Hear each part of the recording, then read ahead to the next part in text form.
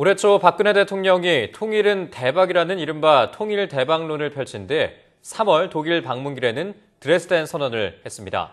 그리고 지난달에는 한반도 신뢰 프로세스와 드레스덴 선언을 실질적으로 뒷받침하기 위한 통일준비위원회가 출범해서 본격적으로 가동되고 있는데요. 네, 오늘은 사이언스 앤 논평 시간에 이 과학기술 측면에서 바라본 남북 통일에 대해서 이야기 나눠보겠습니다. 한양대 김상선 교수 나오셨습니다. 안녕하세요. 안녕하세요. 네, 지난 8월 7일 이 통일준비위원회, 이른바 통준위의 첫 번째 회의가 열리면서 본격적인 운영에 들어갔는데요. 이 과학기술 분야도 예외 없이 중요한 역할을 해야 된다, 이렇게 생각을 하는데 어떻게 보십니까? 중요하지요. 과학기술이 제가 볼 때는 남북 통일에서 굉장히 중요한 역할을 한다고 생각이 됩니다. 네.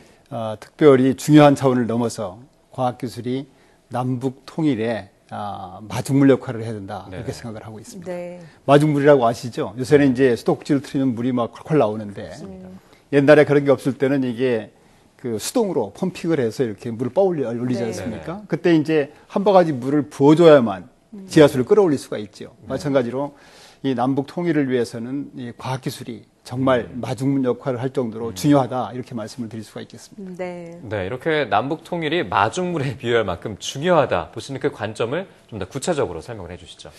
뭐 여러 가지가 있겠는데요. 두 가지만 말씀을 드리겠습니다. 먼저 오늘날 그 28개국으로 구성되어 있는 그 유럽연합이 처음에 시작할 때는 유럽 공동연구기구, 유레카라는 또 유럽 원자력 공동체, 유레톰이라는 그런 기구로부터 시작이 됐습니다. 그 얘기는 무슨 얘기냐 하면은 과학기술이 그 여러 나라의 다른 정치 형태라든가 소득 수준이라든가 이념에 무관하게 협력할 수 있는 그런 분야다.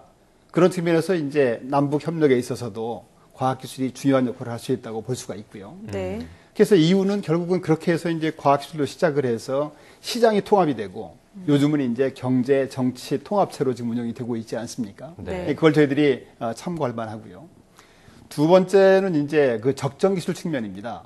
저희가 아시다시피 2009년 11월 달에 OECD 개발원조위원회, 다크라고 하는데 가입을 했습니다. 세계 24번째로. 그러니까 저희가 이제 그동안에 원조를 받던 나라에서 이제 원조를 주는 나라가 된 거죠.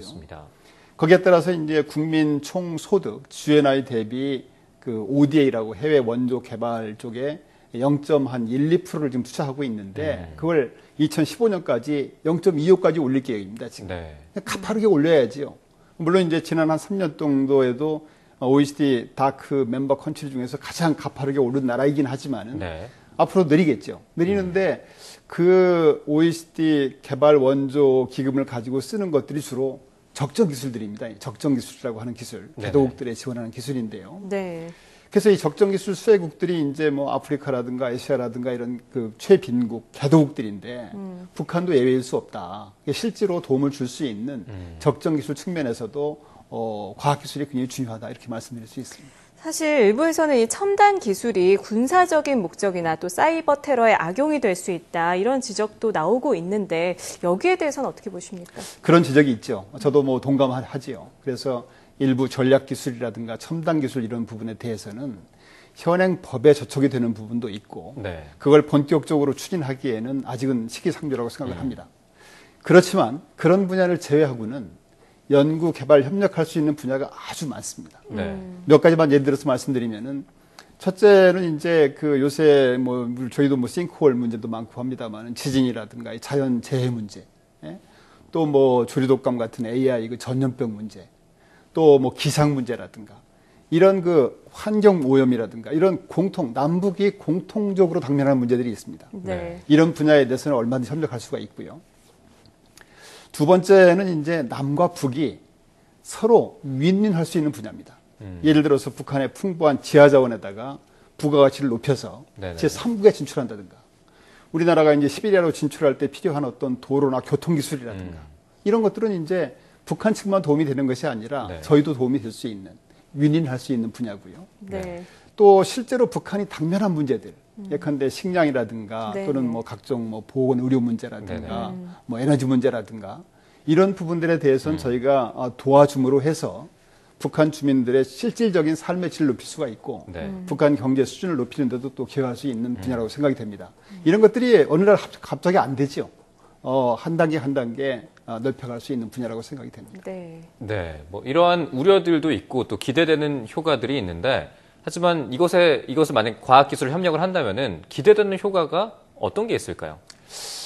뭐 여러 가지가 있겠죠. 근데 저는 이제 두 가지만 말씀을 드리면은 한 가지는 제일 중요한 게 남북 간의 교류의 끈을 계속 이어갈 수 있다. 이런 겁니다. 아시다시피 이제 남북 협력이라는 것이 여러 분야가 주변 정세에 따라서 계속 단절을 반복하지 않습니까? 그렇습니다. 가다가 또 중단하고 하는데 과학기술 쪽은 이제 아까 말씀드린 것처럼 이 주변 정세라든가 국방 이념 이런 데서 비교적 자유로운 분야이기 때문에 아마도 주변이 어떻게 바뀌어도 계속 끈을 이어갈 수 있다. 네. 그래서 그 끈을 통해서 다른 분야 협력이 필요할 때 확산시킬 수가 있고 결국은 남북 통일로도 연결시킬 수가 있다. 그렇게 볼 수가 있는데요.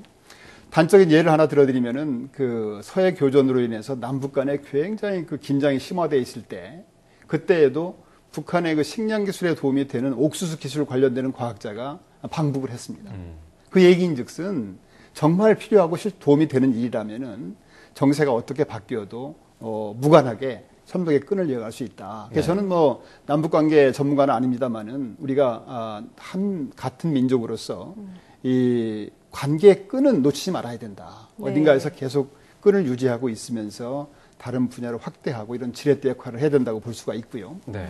두 번째 기대 효과로서는 이제 북한 주민들이 실제로 당면하고 있는 애로를 도와줄 수 있는 그런 부분이 이제 과학기술 부분이고 또 북한 경제가 높아짐으로 해서 우리가 이제 언젠가 통일이 되지 않습니까? 또 통일이 또 반드시 되어야 되고 모든 사람들이 시기에 대해서는 이견이 있지만은 결국 통일이 된다 이견이 없지 않습니까? 네. 통일이 될 때 필요한 것들이 이제 통일 비용이지요.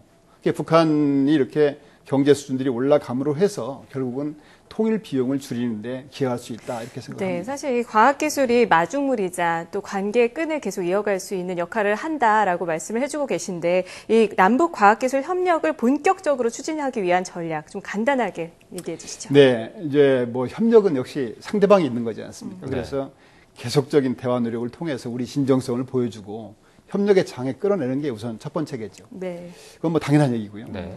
두 번째는 최근에 이제 그 몇 년 전에 그 개교한 평양과학기술대학이 있습니다.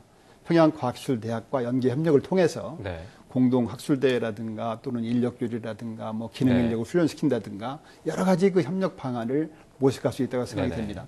마지막으로는 이제 아까도 말씀하셨던 그 통일준비위원회가 지금 50명으로 구성이 되어 있는데 제가 알고 있기로는 과학자가 아마 1명인가 들어가 있다고 합니다. 그래서 과학기술의 중요성에 비추어 볼 때 과학기술계 인사를 좀 추가로 영입하는 방안 또 통준위 산하에 지금 그 4개 분과가 있습니다. 외교협력, 경제 이런 것들이 있는데 제가 볼 때는 이 과학기술이 그렇게 중요한 분야라면 한 개 분과를 만들어서 별도로 취급을 해야 되지 않겠는가 생각을 하고 있습니다. 알겠습니다.